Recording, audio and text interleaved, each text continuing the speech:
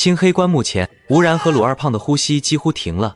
棺中躺着個穿淺紅宮裝的美豔女子，皮膚細膩的像活人，可她身後那條雪白蓬鬆的狐尾正隨着東風輕輕飄着。他們倆本不在這。二胖是吳然大石村的發小，當年他們並稱雙傑。二胖是縣里8屆青少年散打王，拳腳硬；吳然是村裡8年唯一的大學生，肚子裡裝着點墨水。如今吳然畢業3年，換了6份工作。他闖蕩江湖8年，從山西挖煤到南洋跑船，最後當保鏢還被小老板扣了工錢，罵他影響形象。一氣之下打斷人胳膊，跑回了家。這天約在老地方秋山相聚，兩人喝着酒，聊着未來做什麼生意，沒說2句就拌了嘴。二胖把啤酒罐往地上一蹲：“你少拿讀書壓我，論社會經驗，你差遠了。”我是差，但我至少不瞎。你那身肥肉，打拳都费劲，還敢說經驗？吴然故意逗他，二胖果然炸了。我這8極拳加太極拳，4、5個小子近不了身，拳風裹着風，腿法也利落。最後一個凌空轉身後摆腿，啪，地砸在地上。可没等吴然叫好，二胖腳下突然一空，整個人哎呦一聲陷進了土裡。吴然驚得手機都掏出来了，先拍了張照，才衝過去拉他。可二胖實在太沉，吳然拽了3下沒拉動，跟着他一起跌了下。20多米深的洞像黑嘴，幸好四周雜草土石掛住了他們，減緩了下墜速度。二胖在下頭當了會肉墊子，吳然壓在他身上，兩人摔得七荤八素。二胖皮糙肉厚，只疼得翻白眼；吳然胳膊腿卻被劃了好幾道血口子，疼得龇牙咧嘴。哪個缺德玩意兒挖的陷阱？二胖罵罵咧咧地爬起來，掏出個锃亮的防風打火機，火光舔開黑暗，吳然才看清這洞竟是人工凿的。洞壁全是青石板，說不定是藏寶洞。吳然眼睛一亮，咱哥倆這是時來運轉了。二胖一聽藏寶，立馬忘了疼，舔着肚子往前衝。可沒走2步，他突然啊的一聲跌在地上，打火機哐當滾到吳然腳邊。吳然撿起打火機湊過去，火光裡一具白森森的骷髏骨正斜躺在地上，旁邊還放着個破布包，錄着幾樣工具和黃澄澄的符封，那是老人們說的鬼畫符。剛才的興奮瞬間涼透，吳然汗毛倒豎，連呼吸都放輕了。二胖也沒了剛才的橫勁，咽了口唾沫。怕啥？他很快硬撐着站起来。胖爺，我在南陽見過多的是死人，走，看看裡頭有啥。吳然接過二胖遞來的另一支防風打火機，兩人一前一後往洞深處走。洞穴越走越寬，盡頭的中央赫然停着一口青黑色的大棺材，棺木透着股陳舊的朽氣，還裹着層令人發寒的陰森。冷風一吹，吳然後背像貼了塊冰。這不是藏寶洞，是墓穴。吳然瞬間反應過來，那洞根本不是陷阱，是盜墓賊挖的盜洞。二胖也傻了眼，但很快又舔了舔嘴唇。既然來了，看看裡頭有沒有寶貝，咱是掉下來的，不算盜墓。我爸當年就是沒錢治病走的，要是真有寶貝，上繳國家，總該給咱點獎勵吧。吳然猶豫了，盜墓是大罪，可二胖眼裡的光最終還是點了頭。開棺可以，但記住，發現東西必須上繳國家，這是原則。吳然、二胖兩人合力推開沉重的棺蓋。吳然怕有機關或濕氣，拉着二胖趴在地上等了好一會兒，直到確認沒動靜，才敢捏着打火機湊過去。火光映進棺內的瞬間，吳然和二胖同時屏住了呼吸，連尖叫都卡在了喉嚨裡。棺裡沒有想象中的腐朽骸骨，只有一具美豔到極致的屍體。他穿着件淺紅色的工裝，衣料細膩得像流水，皮膚泛着凝脂般的光澤，仿佛只是睡着了，下一秒就要睜開眼。可就在這傾國傾城的身軀後，一條雪白的狐尾靜靜垂着，蓬鬆柔軟，足有2尺長。墓裡的風輕輕一吹，狐毛便悠悠飄起，竟像活物似的，透着說不出的詭異。狐尾驗屍，傳說狐狸能化人，唯獨尾巴變不了。這是狐狸精啊！二胖盯着棺中驗屍的狐尾，眼神發直，聲音都帶着顫。這話像根冰錐扎進吳然心裡，匪夷所思的事，偏就活生生擺在眼前。可沒等吳然細想，那狐尾驗屍忽然緩緩轉頭，眼睫輕顫着睜開了眼。那雙眼太勾人了，像浸在溫水裡的黑曜石。他對着吳然淺淺一笑，吳然瞬間像被抽走了所有力氣，渾身酸軟的站不住，連思維都開始發飄。不好，中邪了！吳然心裡警鈴大作，想逃，腿腳卻像灌了铅，連指尖都動不了。驗屍從棺中坐起，尖尖的指甲泛着冷光，慢悠悠朝吳然伸來，那爪子锋利得能劃開鐵板。吳然卻只能像待宰的羔羊，眼睜睜看着死亡逼近。民間說5大家仙裡，狐仙最是靈異，若無故招惹，定會遭邪術報復。吳然腦中飛速閃過破邪的法子，黑驴蹄子、糯米、黑狗血，可这墓穴里哪有这些？狐仙大人，我们是误闖的，放我们走，我一定给您烧香祈福。吴然拼尽全力嘶吼，声音却细得像蚊子叫。验尸动作顿了顿，眼裡竟泛起含情脉脉的光，這模樣比凶相更嚇人。橫豎是死，吳然咬牙豁出去了。我愛你1萬年。傳說狐狸精愛勾年輕小伙，吳然賭一把，果然，驗屍突然尖叫一聲，身影嘩啦碎成了泡影。原來竟是幻覺。吳然抹了把冷汗，剛鬆口氣，就看見二胖半個身子探進棺裡，正抱着驗屍的大腿猛啃。你個死胖子，要不要臉？死了不知多少年的狐狸精都下嘴。吳然知道他也中了邪，衝過去一腳把他踹飛，又啪啪甩了他5個耳光。二胖捂着臉醒過來，還猛着：“你打我幹啥？不打你，你早被狐狸精吸成乾屍了。剛才咱們都中了幻術。”吳然沒好氣地說。二胖這才反應過來，當即炸了毛。好個千年狐狸精，死了還敢戲耍胖爺！我不把你砸成肉泥，就不叫魯文熙。說着就要找石頭砸棺，可這時他倆手裡的打火機不知何時立在了棺邊，火苗突然變成了慘綠色，1尺多長的綠火舔着空氣，把他倆的臉映得發綠，連墓穴裡的風都透着骨刺骨的寒。更恐怖的是，棺中的狐尾驗屍竟緩緩直起了身子，這次不是幻覺，他的皮膚還是細膩的，狐尾卻繃得筆直，指甲比剛才更長，直挺挺朝他們蹦來。是屍變，粽子詐屍了，你剛才啃他，吸了你的氣血才醒的，快跑！吳然拽着二胖就往洞口衝，墓道裡有微光，可洞口直上直下20多米，剛下過雨的洞壁滑得像抹了油。二胖200多斤的身子扒着石壁，爬了3米就撲通摔下來，疼得齜牙咧嘴。驗屍蹦得越來越近，指甲刮過石壁，發出滋滋的刺耳聲。吳然急中生智，僵屍電影裡說憋住氣他就找不到人。他們倆趕緊捂住口鼻憋氣，驗屍果然停在原地，眼睛直勾勾的在墓穴裡瞎轉悠。二胖突然噗地放了個響屁，這下完了。驗屍瞬間鎖定方向，雙臂直挺挺朝二胖抓去。我跟你拼了！二胖雖怕，卻也有股狠勁，起身一個飛踹，正中驗屍胸口，250斤的力道，換常人早被踢斷肋骨，可驗屍渾身硬如銅鐵，二胖反倒被彈飛出去，咚地撞在洞壁上，一條腿當場麻了。吳然心一橫，抓起塊青磚就往驗屍後腦勺砸去，青磚碎成渣，驗屍卻毫髮無損，反而轉頭衝吳然撲來。二胖忍着疼爬起來，搬起塊100斤重的石頭，狠狠砸在驗屍後背，這一下夠砸扁頭牛。可驗屍只晃了晃，回身一爪就把二胖掃飛5米遠。再這麼下去，我倆都得死！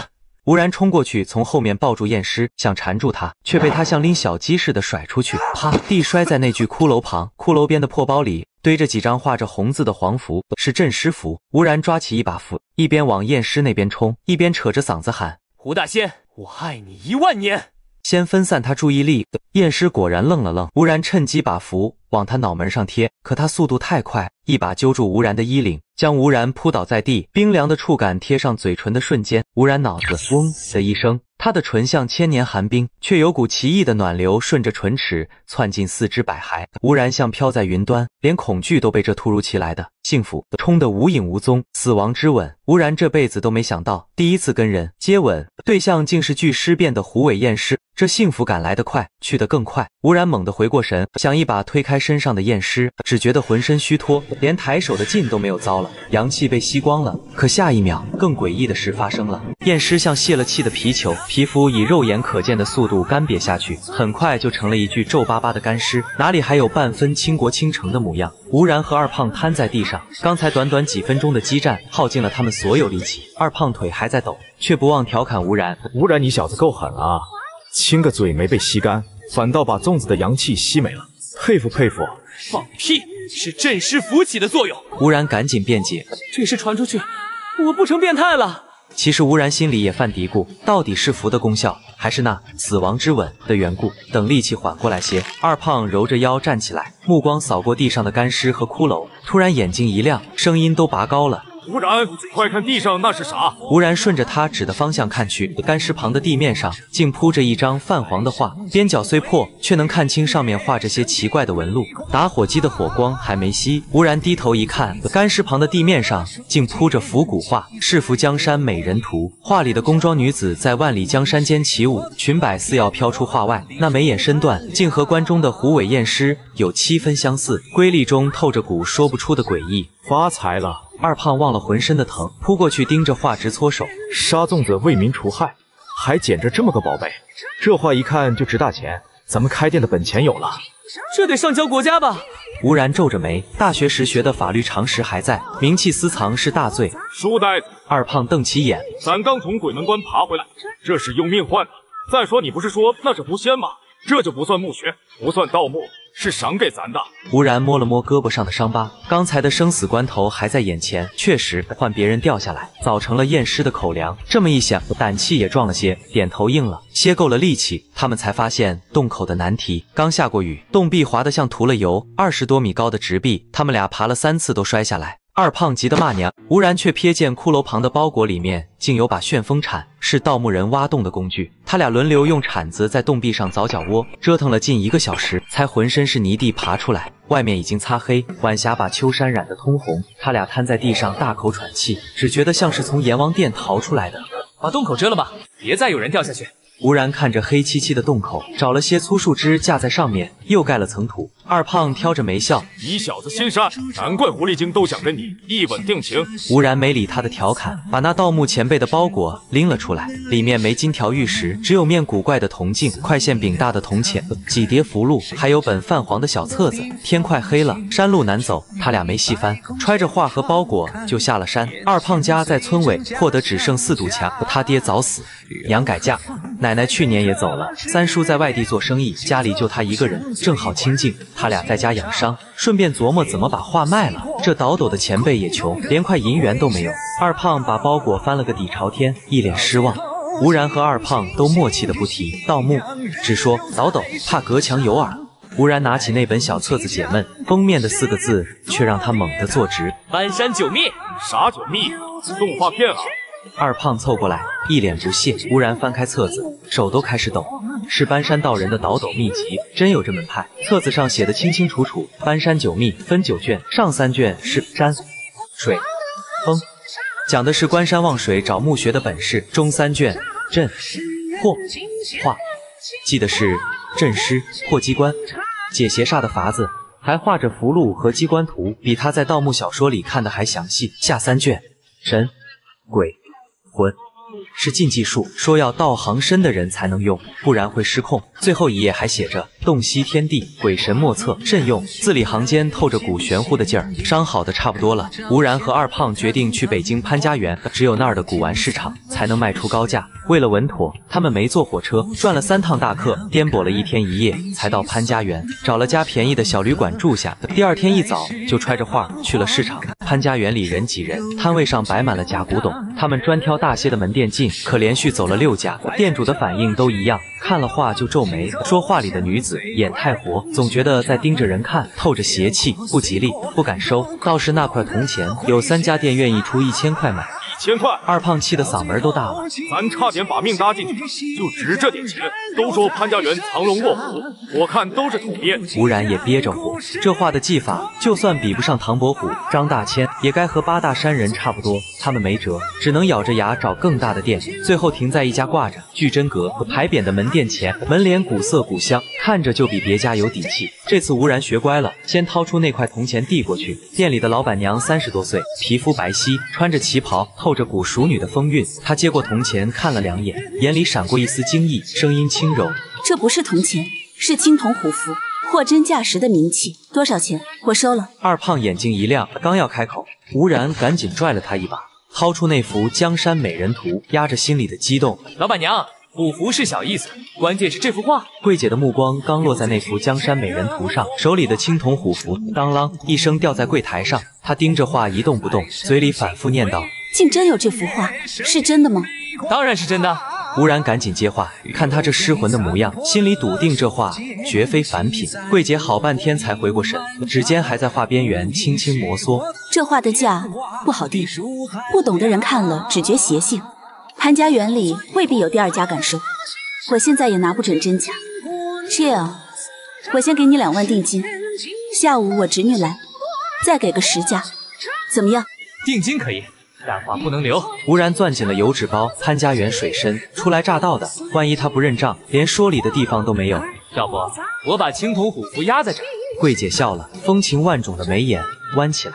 小伙子倒是謹慎。好，虎符壓着，2萬你先拿着。我李桂兒在潘家園的名聲，還不至於坑你這倆年輕人。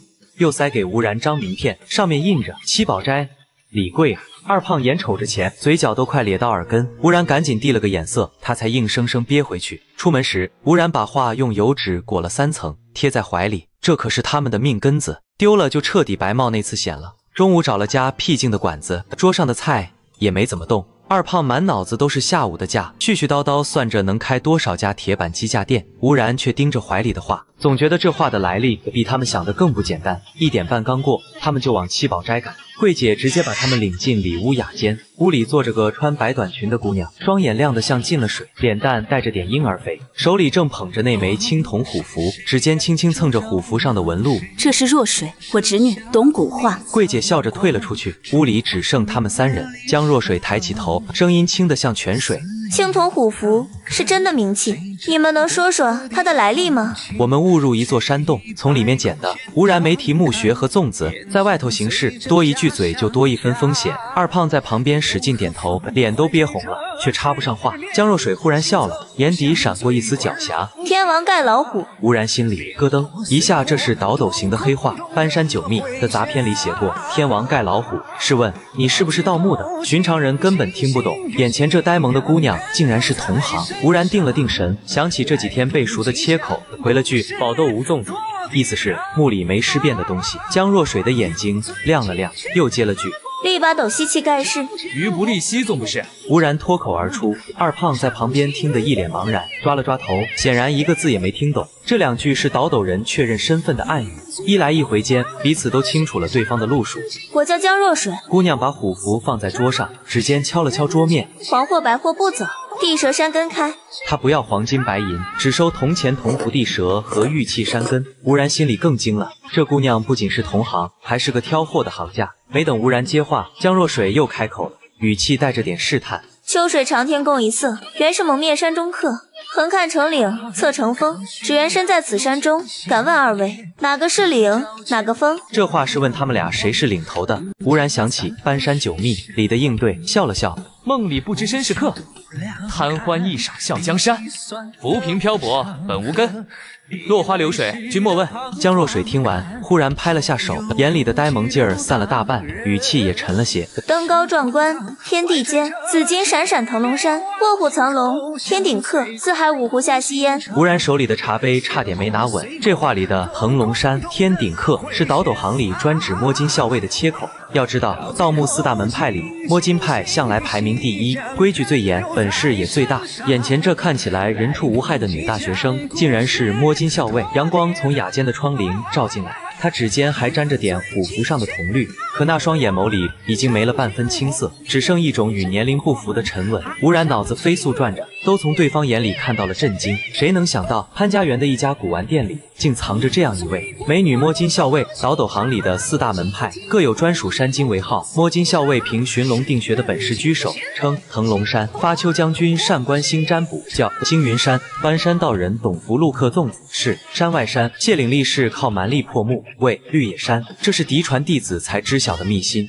吳然也不能藏着掖着，當即念出搬山派的山經：山外青山樓外樓，風雪連天萬戶侯，一蓑煙雨任君走，幾家逍遙幾家愁。搬山道人素來獨來獨往，這山經裡的逍遙氣倒也貼合本色。江若水眼睛亮了，給吳然和二胖倒上茶，語氣熱絡了不少。四海之內皆兄弟，兄弟從來有義氣，原來是搬山一脈的朋友，失敬。江若水指尖點了點桌上的青銅虎符，這虎符是商周的物件，不過最要緊的還是那幅江山美人圖。既然是你們搬山道人帶出來的，定然是真的。價格好說，10萬打底，拿出來看看吧。10萬！二胖的嘴咔嗒一聲合不上，吳然也心頭一熱，這比他們預想的多了好幾倍。吳然笑着摸向腰間，那裡用油紙層層裹着古畫，是他們的命根子，可指尖觸到的只有空蕩蕩的布袋。吳然心裡咯噔一下，趕緊把油紙包扯出來打開，裡面空空如也，畫沒了。畫呢？二胖撲過來，把包裹翻得底朝天，紙幣浮息撒了一地，連個畫角都沒見着。吳然腦子飛速轉着，從館子出來到七寶齋，沒接觸過任何人，畫怎麼會憑空消失？江若水也急了，蹲下來幫他們翻找，指尖忽然一掀吳然的衣襟，這裡！吳然驚得差點跳起來，低頭一看，卻嚇得三魂丟了七魄。那幅江山美人圖竟像活過來似的，牢牢印在吴然的肚皮上。宮裝女子的眉眼，萬里江山的紋路，都清晰得如同紋身，指尖摸上去，畫的邊缘與皮膚渾然一體，根本摳不下来。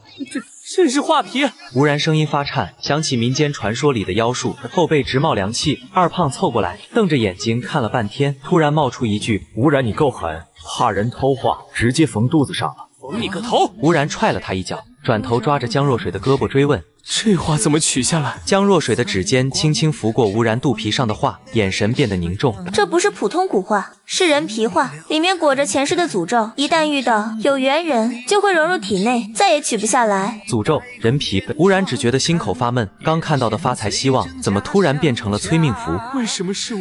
你也別慌。江若水按住吳然的肩膀，語氣沉了下來。這詛咒未必是壞事，說不定藏着機緣。這幅江山美人圖其實是一座古墓的地圖，有了它，才能找到那座神秘墓穴。吳然冷靜下來，好歹是受過现代教育的人，哪會被詛咒嚇住？再說2012年世界末日的傳言還沒散，連末日都不怕，還怕這點邪祟？吳然盯着江若水，印下來行不行？價格我可以讓2成。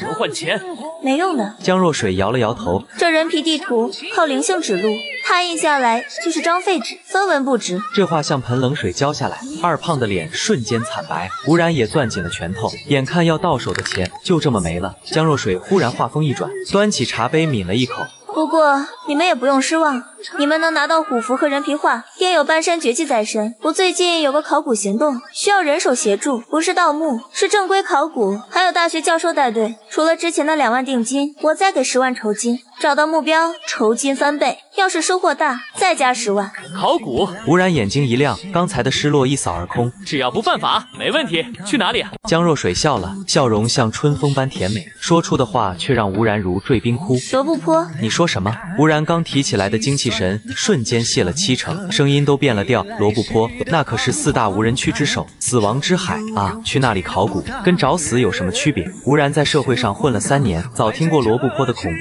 如今成了寸草不生的荒漠，多少探險者進去就沒再出來。咽喉，如今成了寸草不生的荒漠，多少探險者進去就沒再出來。那地方連 GPS 信號都時有時無，別說考古，光是活着走出來都難如登天。二胖也懵了，張着嘴半天說不出話。剛才對錢的熱乎勁全被羅布泊3個字澆滅了。雅間裡的氣氛瞬間冷下來，窗外潘家園的喧鬧聲傳進來，卻襯得屋裡愈發安靜。一邊是30萬的酬金誘惑，一邊是九死一生的無人區。吳然盯着肚皮上那幅栩栩如生的江山美人圖，只覺得這畫帶來的不是機緣，而是甩不掉的麻煩。拉開車門時，北京的天難得澄澈，初春的風裹着清爽，可吳然心裡像壓了塊鉛。前方是號稱死亡之海的羅布泊，身後是3年換6份工作的狼狽。20萬酬金成了吳然唯一的底氣。在這吃人的社會裡，吳然總得搏一把，才能在相鄰的冷眼裡抬起頭。4輛頂配路虎揽勝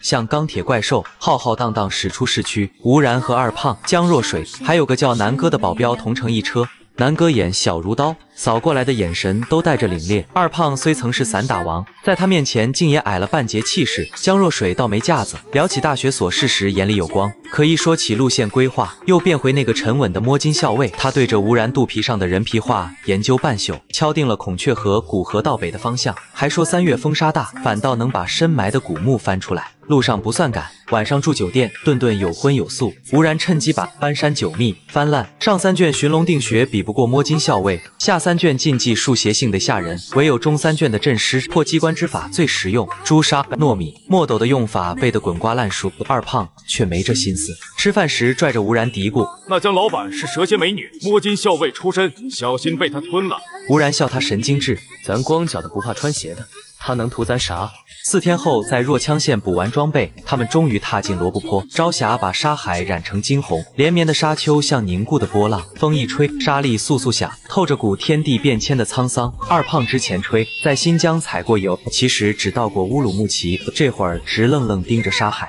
連話都忘了說。可沒等感慨多久，路就成了修羅場。越野車在鹽殼地上顛簸得像跳街舞，最後一輛車還陷進流沙，10幾人折騰半小時才拖出來。中午天突然暗下來，沙尘暴來了，黄沙像万千黄龙翻腾，能見度不足5米，沙粒打在車窗上，噼里啪啦響，像放鞭炮。他們關緊車窗，聽着外面鬼哭狼嚎的風聲，吴然才懂，徒步闖羅布泊的人都是在拿命賭。3個小時後，風沙歇了，車隊趕到晚上10點才扎營。枯湖楊木點燃的篝火映着每個人的臉。江若水突然提議開晚會，眼裡閃着年輕人的活潑。我唱首維語版。跨越世界的河流，祝我們早點找到樓蘭。他的聲音像沙漠泉水，清靈得洗耳朵。念歌詞大意時，月光灑在他白膩的脖頸上，吳然都快忘了他是摸金校尉。二胖見狀，非要掙回上次被珠峰遮的面子，擼着袖子喊：“我打套8极拳！”他200多斤的身子竟灵活，連跳3步，可剛喊出“各位上演”，就撲通撲倒在地，發出殺豬般的嚎叫。眾人以為他演小品，江若水笑得花枝亂顫。吳然又氣又急，直到旁邊的司機也倒在地上翻滾痛哭，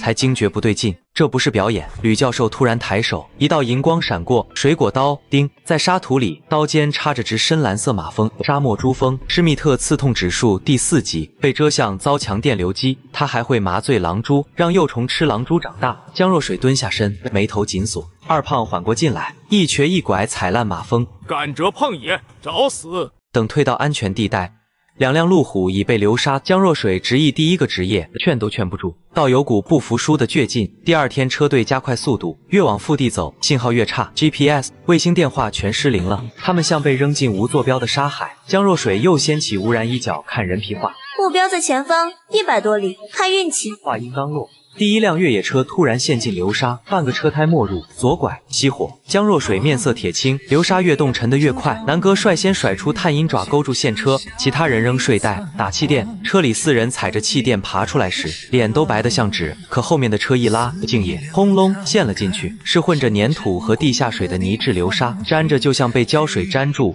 汽車！江若水嘶吼。呂教授突然扛着黑槍飛身跳上氣墊，槍尖對着流沙猛刺，槍花點點像捅蜂蜜，流沙壓力竟漸漸小了。最後出來的小李腳一滑，陷到膝蓋。他們拽着鐵鏈慢慢拉，他腿上的皮肉都磨掉了，好在沒斷。等退到安全地帶，2輛路虎已被流沙吞得沒影，車裡的清水、壓縮餅乾、帳篷全沒了，剩下的物資只夠支撐10天。剩下的2輛車擠了16人，二胖體型大，佔了2個座位。正午的太陽像火球，空氣溫度飆到38度，地表超50度，車殼燙得不敢碰。江若水下令休息，司機猴子去沙丘後小姐沒幾分鐘就喊有墓穴，向樓蘭入口。江若水卻皺眉，拿好武器，這地方風水凶險。二胖抄起特制折疊鏟就衝，我跟粽子大戰300回合，這鏟子鋒利的能削掉半顆腦袋，剛才還用來煎過雞蛋，幾分鐘就熟。他們15人繞到沙丘背面，離地面3米處果然有個扁圓洞口，邊緣齊整，洞壁嵌着枯湖楊木。名叫刀子的小伙先衝上去，扔了幾根枯木，黑乎乎的這木頭咋是黑的？話沒說完，刀子突然慘叫着摔下來，幾秒鐘就渾身漆黑，雙眼圓睜，死了。更恐怖的是，他的屍體以肉眼可見的速度乾瘪，肚腹處嘩啦裂開，一隻隻漆黑的大螞蟻湧出來，足有3-4厘米長，鼓着綠眼睛，爬過的沙土都冒青煙。僵屍螞蟻，走！呂教授的聲音冰得刺骨，蟻群像潮水漫過沙丘。二胖和其他人揮着折疊鏟猛砍，蟻血濺在沙地上滋滋響，毒液竟有腐蝕性。刀子的血肉很快被啃光，只剩具黑皮囊。他們撒腿往車上跑，可蟻群從4面8方湧來，螞蟻正從他傷口往裡。車窗上的撞擊聲向下冰雹，司機猛踩油門瞎衝，甩了大半蟻群，卻又陷進沙坑。就聽見身後傳來越野車的轟鳴。江若水咬牙喊：南哥，用必殺！南哥拉開改裝過的後備箱，竟掏出火焰噴射器。呂教授斜靠在座椅上，忽然心頭一震，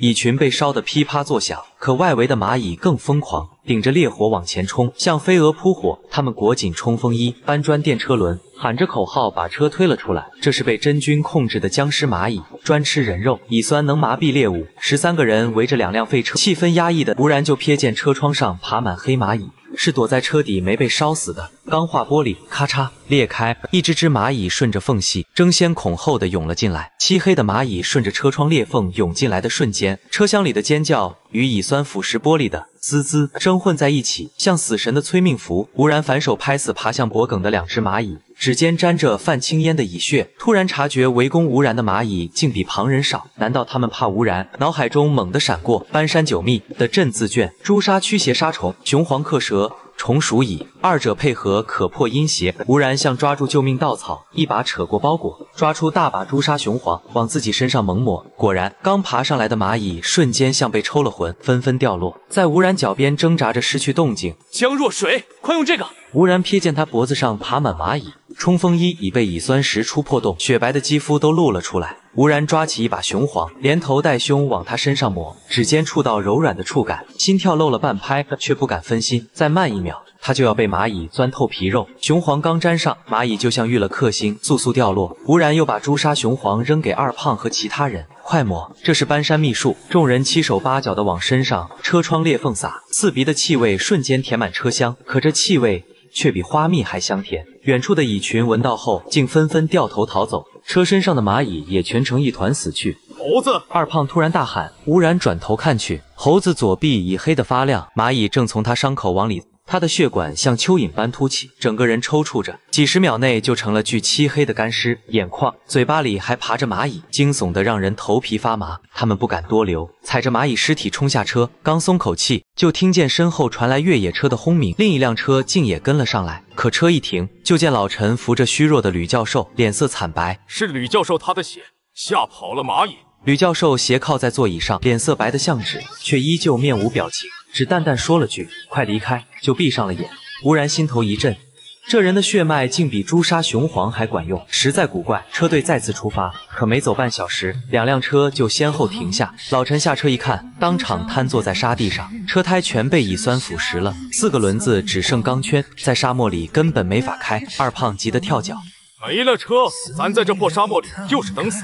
13個人圍着2輛廢車，氣氛壓抑的。刀子、猴子，小李先後死去，現在連唯一的代步工具也沒了，剩下的水和食物最多只夠堅持3天，先吃飯，就算死也得做個飽死鬼。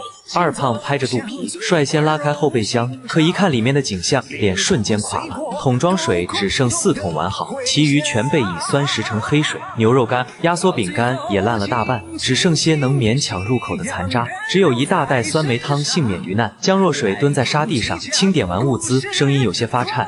水加酸梅湯，夠13人堅持3天，食物能撐4天。但他們離目標還有100公里，靠步行。話沒說完就被南哥打斷。江家沒有怕死的，活着就有希望。其他江家手下也跟着附和，可聲音裡的底氣不足。誰都清楚，在羅布泊徒步100公里，高溫、缺水、迷路，每一樣都能致命。吳然悄悄攥緊了口袋裡的朱砂包，心裡竟冒出個荒唐的念頭：江若水會不會為了節省物資，對吳然和二胖動手？畢竟他們是臨時搭夥的外人。可江若水卻突然看向吳然，眼神誠懇：吳然，對不起把你捲進來，但我一定會帶大家找到樓蘭，找到水源。吳然為自己的想法羞愧，挺直腰桿。摸金校尉家搬山道人，還怕渡不過難關？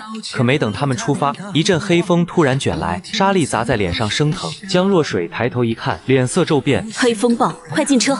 遠處的地平線已與天空連成一片黑黃色，滾滾黃沙像汪洋般傾瀉過來，天瞬間暗了下來。他們慌忙鑽進車，車門剛關上，風暴就到了。沙粒像子彈般砸在車身上，噼里啪啦響得嚇人。越野車被吹得像驚濤駭浪中的小舟，左右搖晃，隨時可能傾覆。咔嚓，所有車窗全碎了，狂風裹着沙粒灌進來。他們只能用衝鋒衣裹住頭、胳膊、大腿，被沙粒打得麻木，卻不敢鬆手。一旦被捲出去，就是粉身碎骨。2個小時後，風暴才歇，他們從滿是沙土的車裡爬出來，個個像出土文物。二胖第一時間找他的牛肉罐頭，卻只摸到一把沙子。江若水掏出小鏡子，確認沒被毀容，才鬆了口氣。那邊有東西。呂教授突然開口，他們順着他指的方向看去，遠處沙丘旁竟跪着幾隻動物。江若水拿出望遠鏡，眼睛一亮。是野駱駝，6隻。二胖興奮地大叫：“這下有吃的了！1隻駱駝夠咱吃好幾天。”別殺！吳然急忙攔住他。要是能馴服當坐騎，省多少體力？吃人說嘛。老陳笑了。野駱駝也姓大，跑起來比車還快，怎麼訓？老王和江若水也跟着點頭。野駱駝警惕性極高，隔着老遠就能聞到人的氣味，想靠近都難。可吳然想起搬山九秘畫字卷裡的記載，搬山道人曾用秘術馴服穿山雪領甲，野駱駝未必不行。吳然咬咬牙，試試，留下3人看裝備，其他人跟我來。他們悄悄繞到沙丘後，野駱駝果然被風暴嚇傻了。頭埋在沙裡一動不動。吳然掏出12個糯米粘豆包，分給二胖、吕教授等人。等骆驼抬頭，就把粘豆包糊在他眼睛上。吴然先走到一只骆驼旁，拍了拍他的脖子。骆驼遲鈍地抬起頭，眼裡滿是驚恐，還沒反应過來，吳然就把粘豆包拍在他眼睛上，呼噜噜。骆驼發出低沉的叫聲，在原地打轉，卻因為看不見，沒敢亂跑。成了！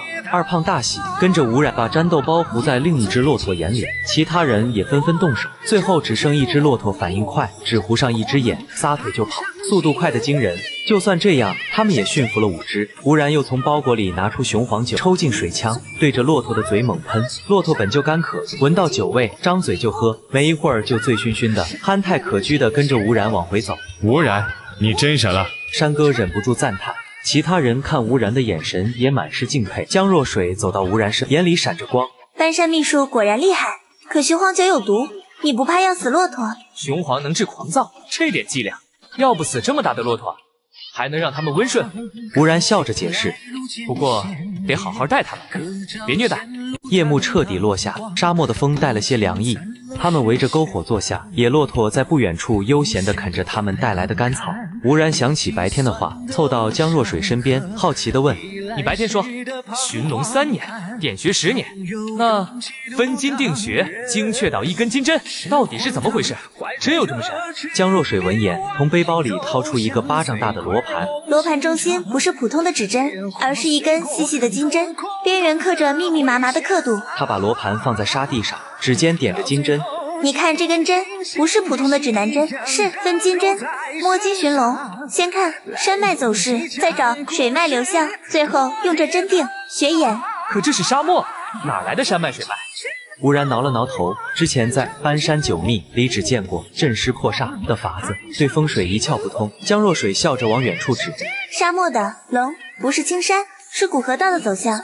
你看那邊的沙丘，是不是像一條臥着的龍？孔雀河古河道就是龍脊，而我們要找的樓蘭中心就是龍穴。他抓起一把沙，在地上畫了個簡易的圖。分金定穴時，要讓分金針對準龍脊敵切線，再根據太陽、星辰的方位調角度，最後針尖指的地方誤差不會超過1根金針的粗細，那就是墓穴的入口。看着那根微微顫動的金針，那你學了13年，現在能一眼看出龍脊在哪兒嗎？江若水輕輕搖頭，眼神裡多了些認真。哪有這麼容易？去年我在甘肅找一座漢墓，跟着龍脊走了3天，最後發現是風沙改了沙丘的形狀，白忙一場。他頓了頓，又看向吳然肚皮的方向。不過這次有你身上的人皮畫就不一樣了。那畫裡的江山，其實標注的就是樓蘭龍穴的關鍵坐標，和我的尋龍術能對上，這也是我有70%把握找到的原因。吳然摸了摸肚皮上的畫，忽然覺得這神秘的人皮地圖竟成了摸金和搬山兩派的紐帶。那你們摸金校尉是不是都得會觀星？吳然又問，之前聽他說過晚上靠觀星辨方向。江若水抬頭看了看星空，指着幾顆亮星，那是天樞星對應地上的龍首，那是天玄星對應龍尾。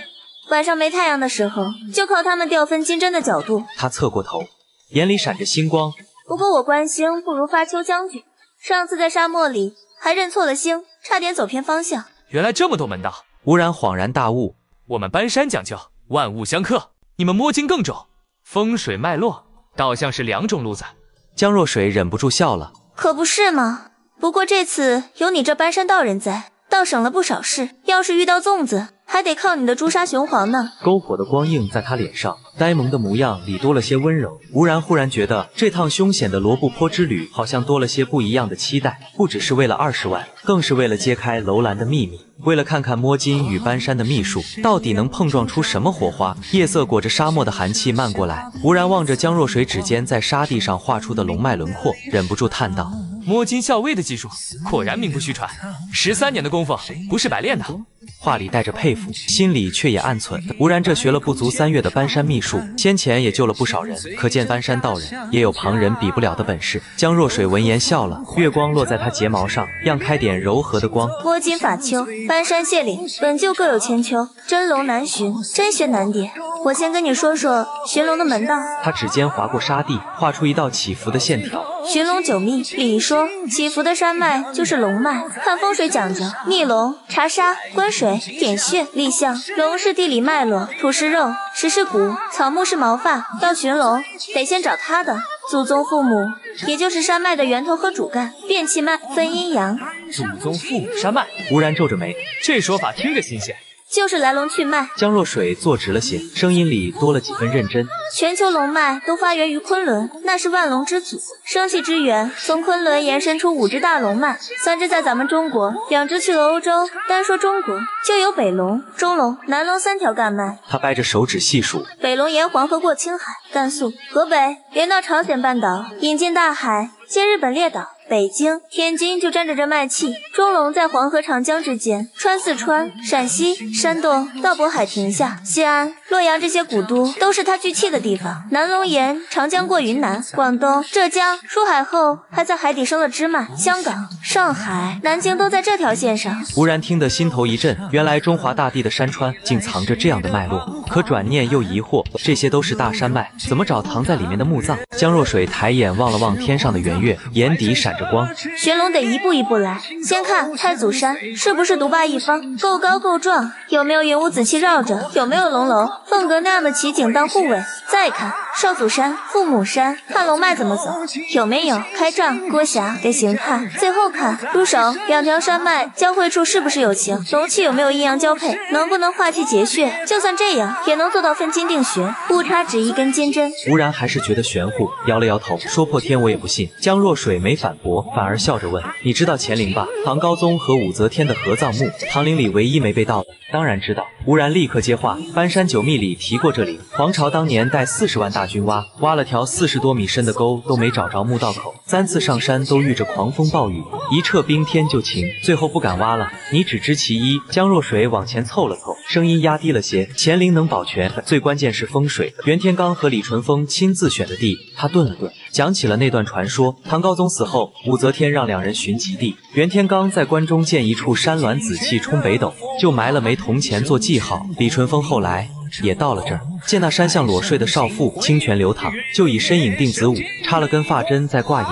結果大臣去複查時，發現那髮針正好扎在銅錢的錢眼裡。吳然聽得眼睛都直了，這哪是玄乎，簡直是神了！這就是尋龍點穴的真本事。江若水語氣篤定，很多人說這是迷信，可現在的科技解釋不了，不代表就是假的。就像你跟明清人說電視機、手機，他們也會覺得是妖言惑眾。再說文物保護，馬王堆的辛追女屍，2000多年前的防腐技術，出土時皮膚還能回彈，手足紋路都清，可現在用科技保護，反而開始腐化。頂多再存200年。還有兵馬俑，剛出土時滿是鮮豔桃彩，現在全褪成了土色。說得對。吳然猛地拍了下大腿。搬山九秘裡也說絕不盜地靈，那動的是龍脈，禍害太大。那些打着研究旗號挖靈的，比明道還可惡。吳然還想再聊，卻沒聽見回應。低頭一看，江若水不知何時靠在吳然肩膀上睡着了，臉頰帶着點嬰兒肥，嘴角還掛着淺淺的笑，呼吸輕得像羽毛。夜色裡的沙漠涼得很，吳然心裡軟了軟，小心翼翼地把她抱進睡袋，放進帳篷裡。這小姑娘倒真是沒心沒肺的。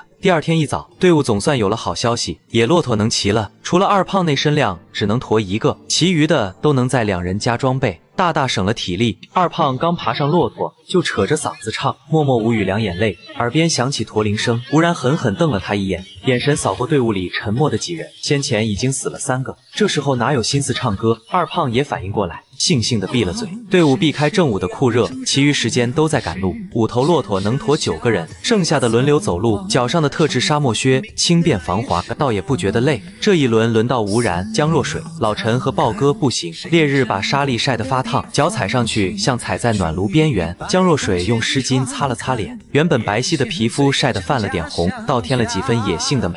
他看向吳然，笑着說：“有時間得多跟你交流，你這搬山秘術果然有門道。”吳然愣了愣，才反應過來他在說什麼。他笑起來時，嘴角會露出一顆小巧的虎牙，竟有些乖巧。彼此，吳然也笑了。下次你演示下摸金的尋龍點穴，核心機密你留着，我就看看熱鬧。沒問題。江若水點頭，眼神亮了起來。雖然這次出師不利，但有你和二胖在，我有信心找到真正的樓蘭古國。風捲着沙礫掠過，遠處的沙丘像凝固的波浪。吳然望着他堅定的樣子，忽然覺得這趟死亡之海的旅程，或許真能挖出些不一樣的東西來。樓蘭古國這世紀之謎，要是真能找到，說不定連女粽子都是絕色的。吳然跟江若水打去，指尖還在沙地上比劃着想象中的古城輪廓，正說得興起，腳下突然一軟，像是踩在了泡發的腐肉上，黏膩的觸感瞬間竄上脊梁，心剛提起來，腳下的沙土突然塌陷出個小洞，一頭暗紅的怪蟲猛地彈射出来。那蟲子長得像截爛掉的粗腸子，周身布滿褶皺，奇臭無比，速度快的只剩一道殘影，直撲吳然的面門。吳然手裡的折疊鏟還没來得及舉起，眼瞅着